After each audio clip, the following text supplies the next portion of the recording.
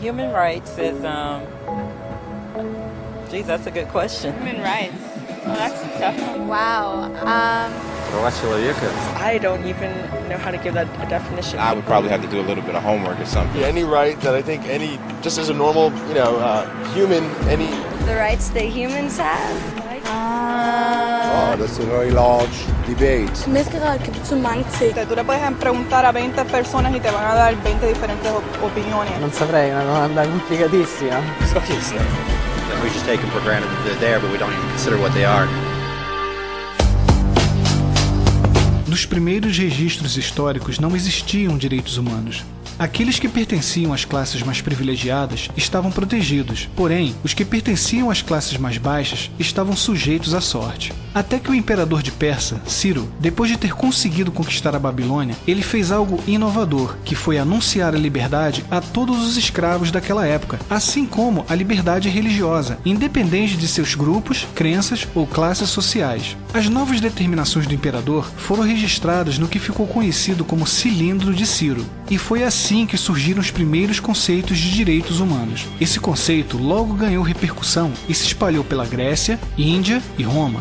Naquela época, as pessoas seguiam regras sociais naturalmente, sem que precisassem de imposições para isso. Essas regras ficaram conhecidas como leis naturais. Contudo, elas continuaram sendo ignoradas por alguns que estavam no poder, até que 1000 anos mais tarde, na Inglaterra, até mesmo o próprio rei João acabou concordando que os direitos do povo não deveriam ser anulados. Com isso, os direitos das pessoas novamente ganharam força, de modo que passaram a ter a proteção até mesmo contra aqueles que estavam no poder, ou quase protegidos.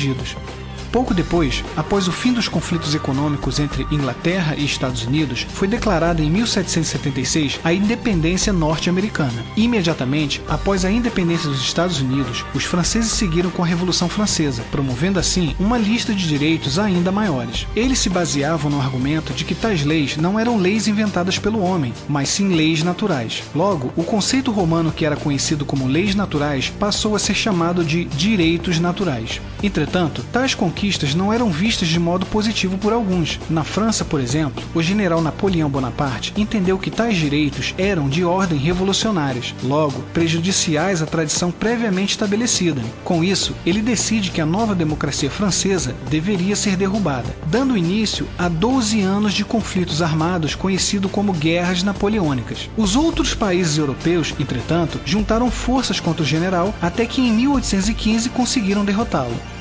Após a vitória da Inglaterra, os ingleses começaram a fechar muitos acordos internacionais para difundir o conceito de direitos naturais por toda a Europa. Entretanto, todos os países que estavam desprotegidos desses acordos internacionais foram invadidos e consumidos pelos impérios massivos da Europa. É nesse momento que surge o porta-voz humanitário Mahatma Gandhi, que ganhou grande notoriedade pelos seus protestos contra a violência. Mesmo com o conceito de direitos naturais ganhando grande repercussão pelo mundo, acontece a Segunda Guerra Mundial. Após a Segunda Guerra Mundial, o mundo ainda foi palco de uma guerra ideológica entre Estados Unidos e a antiga União Soviética. Conflito esse conhecido como Guerra Fria, que consistia na conquista da hegemonia militar, econômica e política mundial. Esse conflito tem o seu registro datado de 1940 a 1989. Contudo, 5 anos após o início dos conflitos entre Estados Unidos e a antiga União Soviética, e também ao final da Segunda Grande Guerra Mundial, em 1945, foi criada a Organização das Nações Unidas, com sede no estado de Nova York. Como os dois países em conflito, Estados Unidos e União Soviética, sabiam que nessa guerra não haveria vencedores e nem perdedores, eles decidiram então firmar um acordo bilateral, fundindo os princípios e os propósitos comunistas com os princípios e os propósitos capitalistas. O resultado dessa fusão consistiu na queda do Muro de Berlim e na elaboração e implantação de uma nova ordem mundial, que consiste primordialmente no controle e domínio populacional em prol da soberania política de Estado, e que tem como diretriz principal a Declaração Universal dos Direitos Humanos.